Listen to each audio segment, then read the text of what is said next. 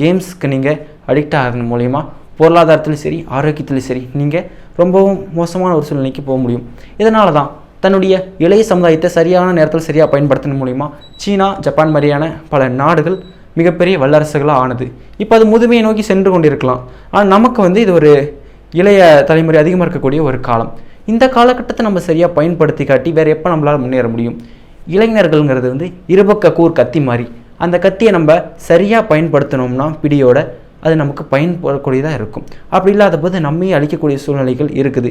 நம்ம எத்தனையோ அடிக்ஷனல்ஸ் இருந்தாலும் அந்த அடிக்ஷன்ஸில் ரொம்ப சாதாரணமாக நினைக்கக்கூடிய கடந்து போகக்கூடிய இந்த அடிக்ஷன் நம்ம வாழ்க்கைக்கும் நம்மளுடைய வல்லரசு கனவுக்கும் ஒரு பெரிய முட்டுக்கட்டையாக இருக்க போது அதை முற்றிலுமாக விட்டுட்டு வெளியே வரணும்னா முழுக்க பேரண்ட்ஸ் இதுக்கான ஒரு அக்கறை எடுத்துக்கொண்டு செயல்படணும்.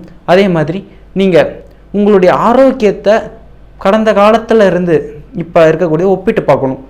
ஒவ்வொரு பையனும் ஒவ்வொரு பொண்ணும் இந்த சூழ்நிலையில் இந்த வயசில் நீங்கள் இந்த மாதிரியான விஷயங்களுக்கு அடிக்ட் ஆகிறது மூலயமா இனி வருங்காலத்தில் நோய்வாய்ப்பட்ட பிறருடைய உதவியை எதிர்பார்த்து மட்டுமே வாழக்கூடிய சூழ்நிலைக்கு நீங்கள் ஆளாக்கப்படலாம்.